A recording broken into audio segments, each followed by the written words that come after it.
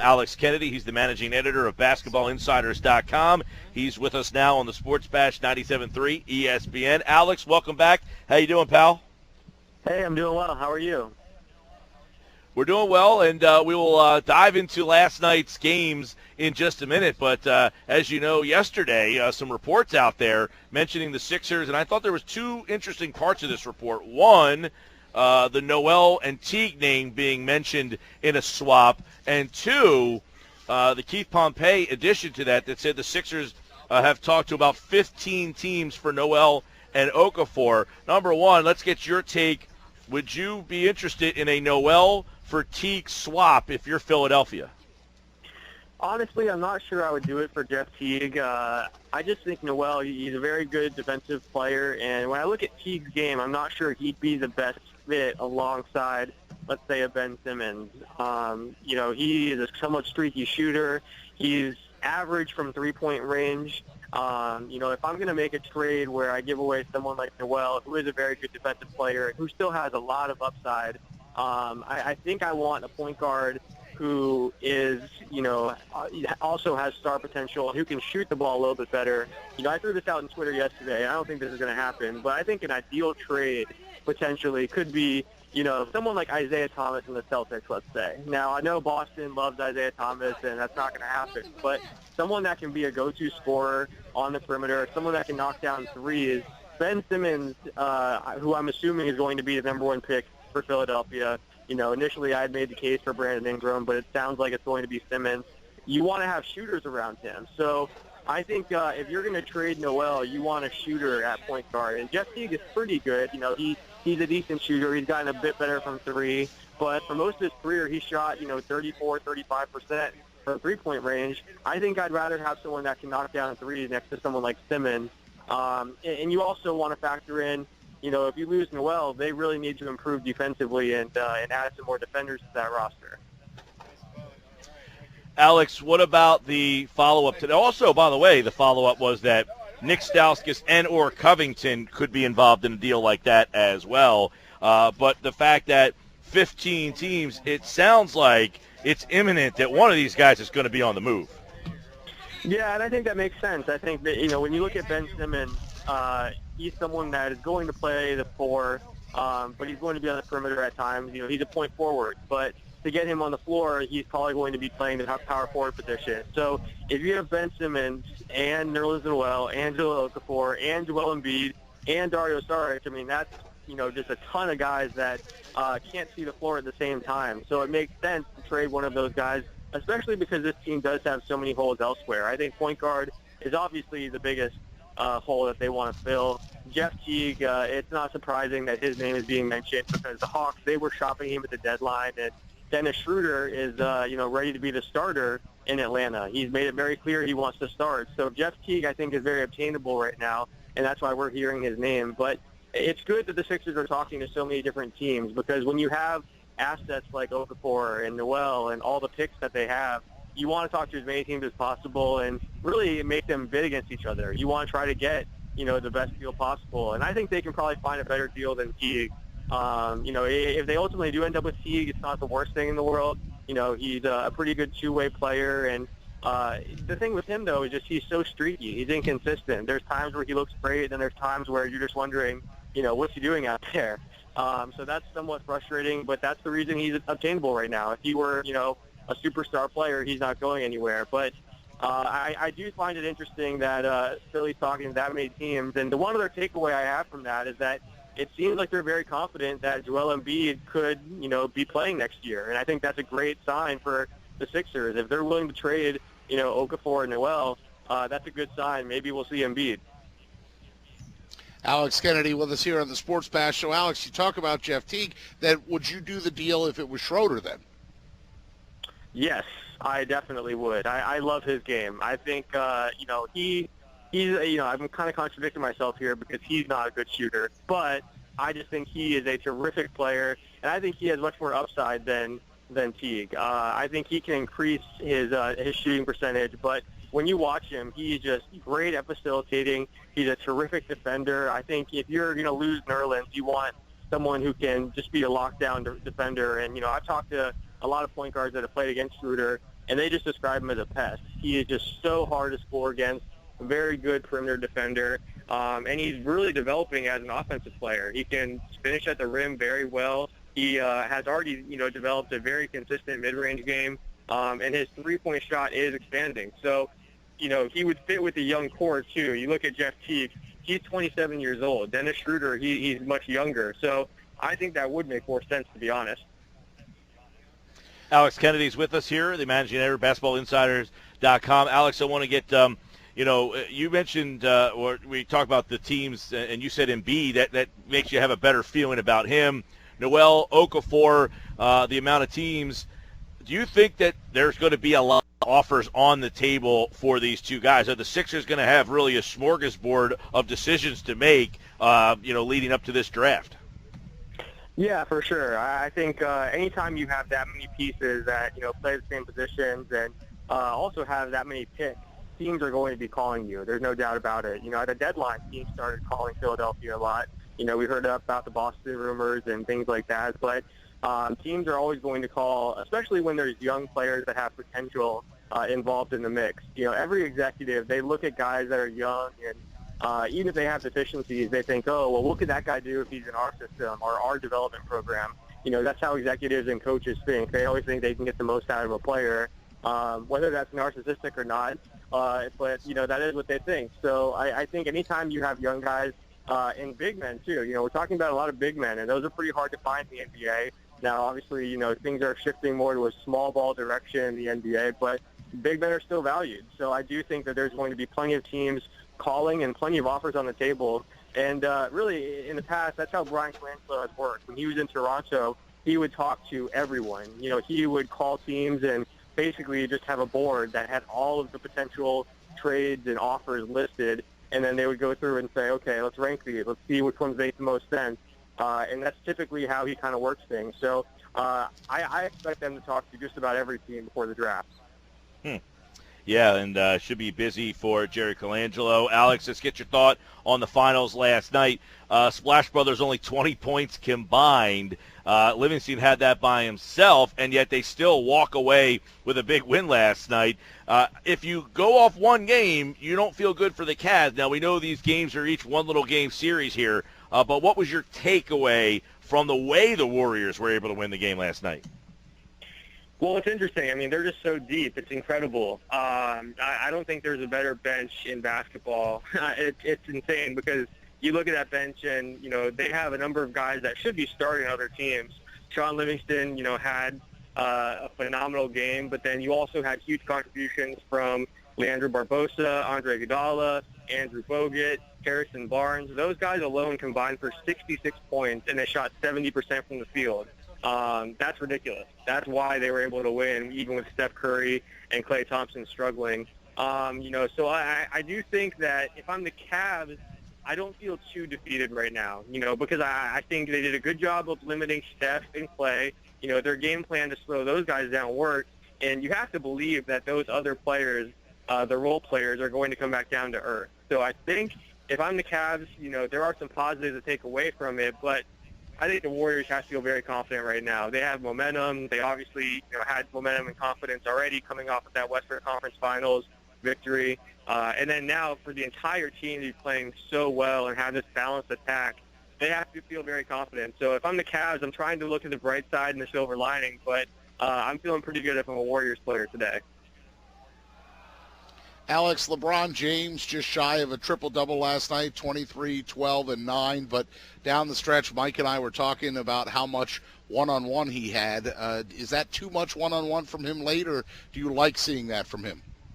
No, I don't like seeing that. I think the Cavs are at their best when they're being unselfish and moving the ball and finding the open shooter. Throughout this postseason, that's when they played their best basketball, against teams like Atlanta and Toronto, and they were just spraying the ball around and kind of like the Warriors last night, having a balanced attack.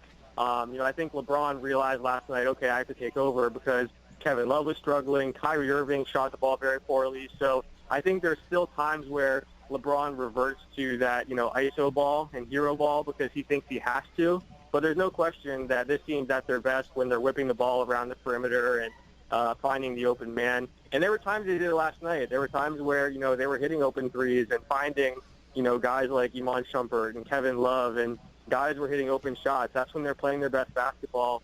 I think that's the LeBron you want to see, especially because LeBron didn't do well in those one-on-one situations. He was 2 of 9 from the field when he was guarded by Iguodala and Draymond Green. So, I think the Warriors' perimeter defenders are just too good for LeBron to be able to win one-on-one matchups and for that to be the Cavs' game plan. Yeah, it's amazing how much Iguodala, we know him well here, how different his game is. And I think it's what Sixers fans always kind of realized was he can't be your best player, but, man, he's a great number 3 or number 4 player. And the way he changes the game, he changed that Oklahoma City series with defense. And as you just mentioned, what he did last night, Alex, he is really the unheralded key piece to that team, it seems like, that is known for scoring. And as he said, we think we're a defensive team. People don't give us enough credit for our defense. Yeah, you're 100% right. I think Sean Livingston last night said that he's their most important player. And I know that surprises a lot of people because they have 3 All-Stars on their team. But, he's a lockdown defender against Kevin Durant. He made life hard on him. Now against LeBron James. LeBron only had 2 points last night when Iguodala was guarding him, and Iguodala was guarding him 22 times. I mean, that's just ridiculous to be able to shut down LeBron James that way. But that's what he does. He's very good at defending the top scorers in the NBA. He can knock down threes. Right now, the guys that are really highly coveted around the NBA are 3-and-D guys, the guys that can knock down three-pointers and defend at a very high level. He can do those things while also passing the ball extremely well and getting out in the open court. He just does a little bit of everything, and he's very efficient too. So he's really the perfect role player. Like you said, he's not going to be your star player, but he's the guy that you want on your team as that 3rd, 4th option. And I give him a ton of credit for putting his ego aside and coming off the bench the last 2 years. A lot of stars, a lot of guys who were an all-star in the past may not have done that. He was still in his prime, but he was willing to do that to help the team. Yeah, and then Sunday night, you got an important game too. What do you think the adjustments are now for Cleveland? It's always a game of adjustments. You lose one, and then you make some switches. What can Cleveland adjust to? You're watching that game, Alex. In your mind, what do you surmise they should do in making their adjustments for Sunday night? Well, I think Kyrie Irving needs to do a much better job. He shot the ball just so poorly. I want to say he was 7 of 22 from the field. He was settling for poor shots, and he really wasn't making Golden State work on defense because he was just pulling up for jumpers and shooting early in the shot clock. I think Kyrie Irving needs to be more unselfish and really make the Golden State defenders work, because really what you want is J.R. Smith and Kyrie Irving scoring the ball and being very active offensively, because that's going to make things difficult on, Steph and Clay, because they're going to be running around and defending and working harder. J.R. Smith, I want to say, took 2 shots last night. Kyrie Irving was missing a ton of shots. That backcourt really needs to step up. Obviously, LeBron needs to go back into, passing mode and not one-on-one mode. And Kevin Love really has to step up too. There were times he looked very good last night, but there were way too many times where he was passive and just not really doing anything out there. Hey, Alex, it's Kyrie who, he's a pretty good player. He wasn't there last year. Love is a pretty good player who wasn't there last year. Cleveland got significantly better from last year. Golden State didn't make a significant addition that's really a game-changing thing, but, they are a better team.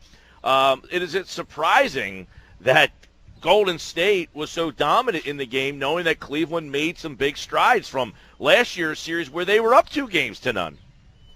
Yeah, it is surprising. Kyrie Irving is obviously a star player. Kevin Love's a star player. Those guys are so important. And then you look at the additions they've made, like Channing Frye, who, has been huge for them this postseason. They acquired him at midseason. There's a number of moves that they've made to get better. And, this is their second year together, so they have more chemistry, and that team should be clicking by now much better. But that's just this Warriors team. They're so good. I try not to overreact too much to one game. Again, like I said, I think that we could see those role players on Golden State come back down to earth. I can't imagine, Sean Livingston and Barbosa and Harrison Barnes are going to have that same kind of performance. So I do think that Cleveland still has a shot in this series, and, they could win, a few games. But But, yeah, you're right. I mean, it is pretty surprising that this Cleveland team wasn't able to challenge them more because they are a much better team than last year. Alex, we talk a lot about LeBron and Curry, but who's the better secondary player in your mind, Clay or Kyrie? I would say Clay. I think Klay Thompson is extremely underrated. I love his game. I think he's a very good two-way player. Not only is he someone that can, just go off and score a ton of points, but he's a very good defender too. Last series, whenever Steph Curry was having some problems with Russell Westbrook, they were able to put Klay Thompson on Westbrook, and he did a good job. I think that both players are obviously terrific. If you have either on your team, you're very happy, and they're just so different. But I think Klay is probably the better player, in my opinion. I just think he's very underrated still just because Steph gets so much attention.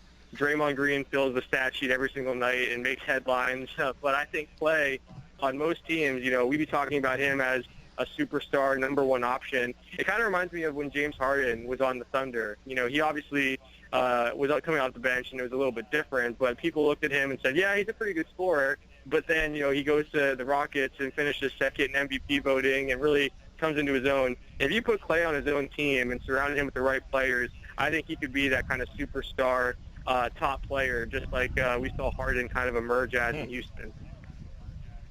Wow, cool. So who did you have, Alex, as your prediction, and did Game 1 change your prediction in your mind at all?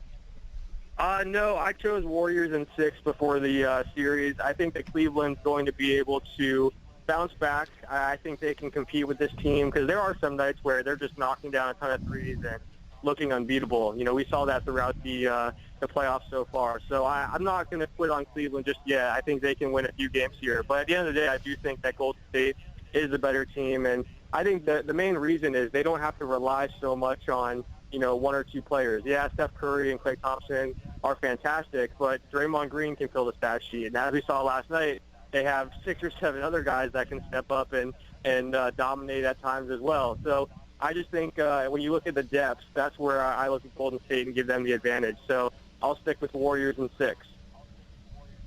All right, Alex Kennedy's with us, and if that happens, in your mind, Alex, what's that mean for LeBron? He'd be now, 2-5 in finals. I mean, he's got this unbelievable 6 straight, but he would lose a 5th. I mean, is there a player of his ilk that has lost that many NBA finals? What would it mean for him in your mind?